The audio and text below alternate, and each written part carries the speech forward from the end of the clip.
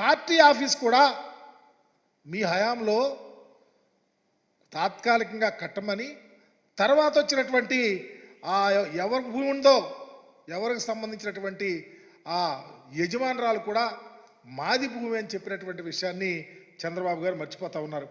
ఈరోజు చూస్తూ ఉన్నాం భూ కబ్జాలు అని. నేను అడుగుతా ఉన్నా చంద్రబాబు నాయుడు గారిని, అయ్యా మీరు అధికారంలో ఉన్నప్పుడు మీ బంధు ఆనాడు ఆయన పార్లమెంట్ సభ్యులుగా ఉన్నారు ఎంవిఎస్ మూర్తి గారు, గీతం కాలేజీలో భూములు ప్రభుత్వ భూములు దరిదాపు 38 ఎకరాల పైబడి అన్యాక్రాంతంగా ఆక్రమించుకున్నారని చెబితే నువ్వు నోరు మెదపలేకపోయారు. మీ పత్రికలు ఎక్కడా రాయలా.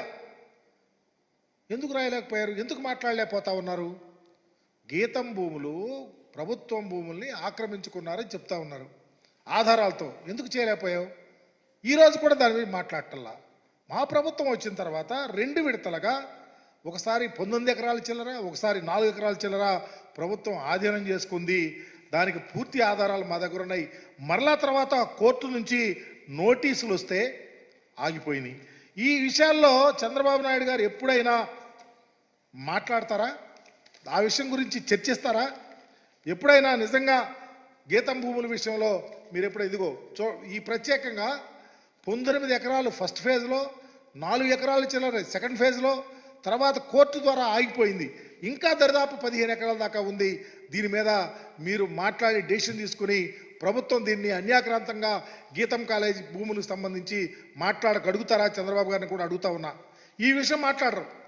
మాట్లాడితే విశాఖపట్నంలో భూములు కాజేశారు, విశాఖపట్నంలో భూములు కాజేశారా, ఏం చేశారనేది నీకు అధికారం ఉందిగా, తెలుస్తుందిగా. ఏ భూములు ఎలా కాజేశారు, ఏం చేశారనేది ఆ విషయాల్లో మాట్లాడరు. ఇలాంటి పరిస్థితుల్లో భూములకు సంబంధించి ఈరోజు నువ్వు శ్వేతపత్రం విషయంలో మేము అడుగుతున్నటువంటి విషయాలు, దస్పలా భూముల వ్యవహారాలు కానీ, లేకపోతే అన్యాక్రాంతంగా ఆక్రమించుకున్నటువంటి గీతం కాలేజీ భూముల మీద మీరు క్రిస్టల్ క్లియర్గా రాష్ట్ర ప్రభుత్వం ఏం చర్యలు చేస్తుందో చెప్పగలుగుతామని కూడా అడుగుతా ఉన్నాం.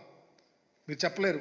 చెప్పకపోయిన నిందలు జగన్మోహన్ రెడ్డి గారి మీద, నిందలు వైఎస్ఆర్ కాంగ్రెస్ పార్టీ నాయకుల మీద వేయటం తప్ప చంద్రబాబు గారు ఆద్యంతం ఈరోజు క్షేత్రపత్రం చూస్తూ ఉంటే సిగ్గేస్తూ ఉంది.